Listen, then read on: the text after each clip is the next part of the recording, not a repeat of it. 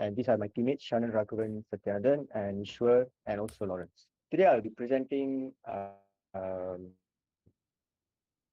about our proposal for disaster recovery solutions. For the introduction and scenario, Innova, Innovatech Solutions Central Berhad is a medium-sized organization. The problem is recently a server failure caused downtime and significant data loss.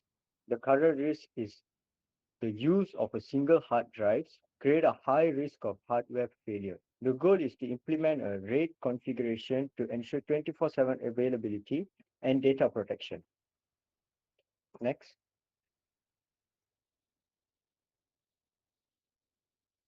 Okay, since there are different type of RAID, the RAID that we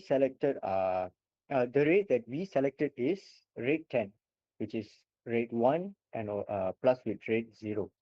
It combines mirroring, which is data protection, and also stripping, which is for performance. It is suitable for companies that need high reliability and continuous access, which means 24/7 operations. It requires a minimum of 4 hard drives so that you can back up every single time when there's a downtime. Okay, next. Okay, what are the key benefits of RAID 10? It has high data protection, which means data is duplicated across drives, providing strong redundancy and ensuring critical information remains safe if a disk fails. It also comes with 3 other disks that you can recover the details from and also the data from. Okay, next will be high performance, which means faster read or write speeds due to stripping, allowing the system to handle heavy workloads efficiently. Let's say you give it a you give it a workload, it can easily fast, it can quickly read or write due to its stripping stripping capability. Okay, next slide.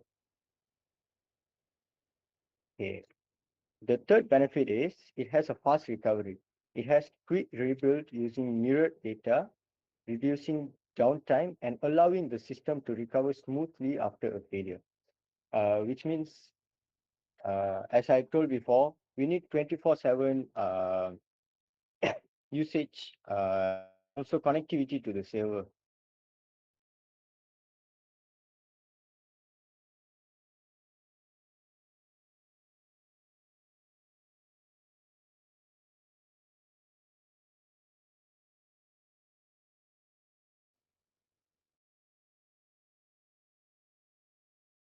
So let's say there's a server failure, the risk of data loss files are significantly minimized. As I told before, it's the same. Okay, next. Okay, why not other rate levels? Okay. As for comparison, RAID 0 has no data protection by high speed performance. So it means RAID 0 has high speed performance and only high speed performance. It doesn't have data protection. It doesn't have uh, high recovery and so on.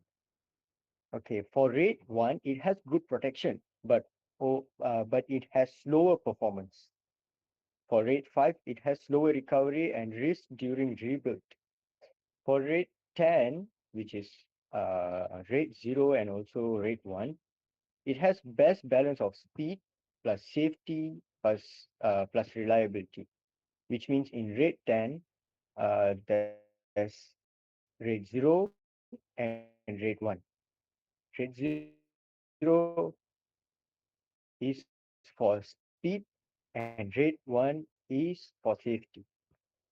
Okay, next will be my friend Shannon Okay, explaining about for this cost slide, we'll be analysis. talking about cost analysis, which is initial investment. Okay, all right.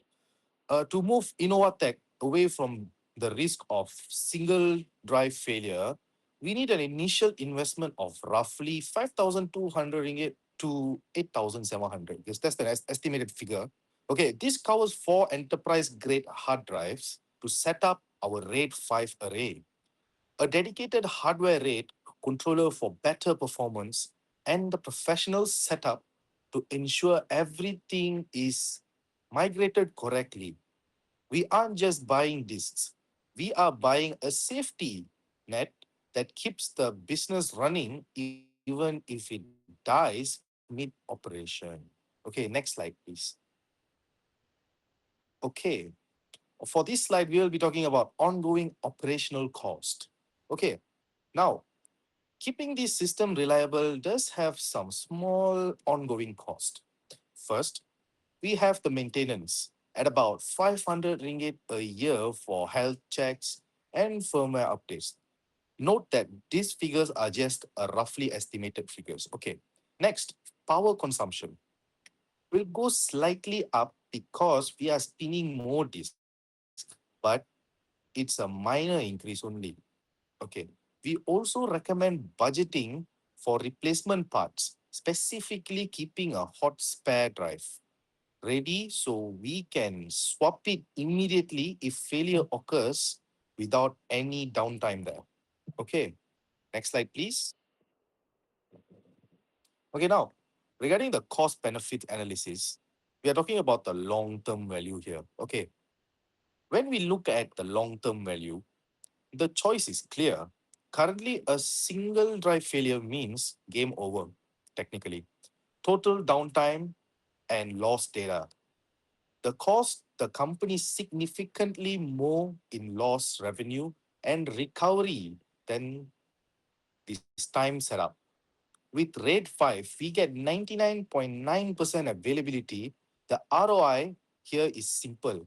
The first time a drive fails and the server stays online, the system has already paid for itself. Ethically, it's also our responsibility as it consultants to ensure clients' data is protected and available 24/7 throughout the time. Okay, next slide, please. Okay, for this conclusion, to wrap things up, Innovatech can afford to stay on its current path. Moving to a RAID 5 configuration is the most balanced and efficient way to prevent disasters and ensure fast recovery. It protects our data integrity, keeping the business operational around the clock and sets a professional standard for information security within the company. By investing in this now, we are just fixing a server. We are just not fixing a server, but we are also securing the future of Innovatech solutions. Thank you so much. That's all from me.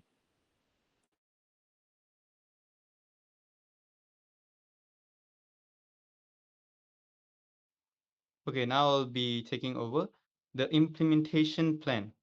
Our goal is to improve data protection and system reliability. Solution is implement RAID 10, like Pavi said. And the setup, wait, I can't see. Fuck. And the focus is setup, monitoring, and risk management. Next, system assessment. Analyze current server setup, identify critical data, determine storage requirements. Next, hardware preparation. Choose RAID 10.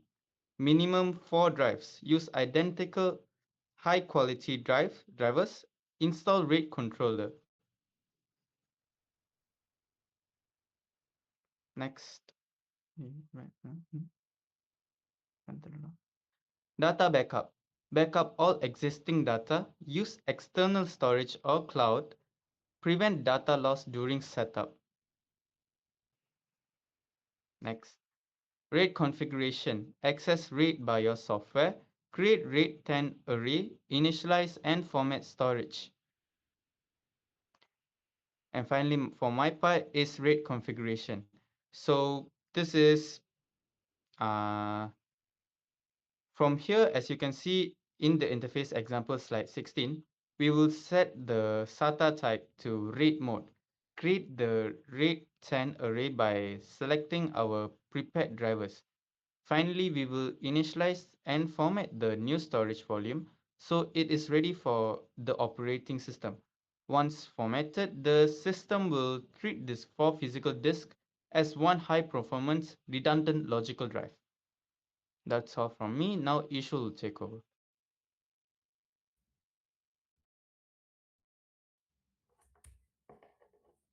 All right, for my last part, okay, this is system setup. Okay, this is what we do after we finish configuring our RAID data in a BIOS system. Okay, next is installing operating system, install backup data and configure system settings. Okay, this is you if you example you want to download, let's say you want to install Windows 11 or Windows 10 Pro, just install the operating system and remember the data that you backed up recently. You just restore it back and configure to your system settings, to your countries, the keyboard settings, and so on. Okay, then testing, simulate disk failures, check system performance, ensure RAID works properly. Okay, since we already configured our RAID in our BIOS, it's time for us to test and see whether the configuration is correct or is there any error occurs in our process.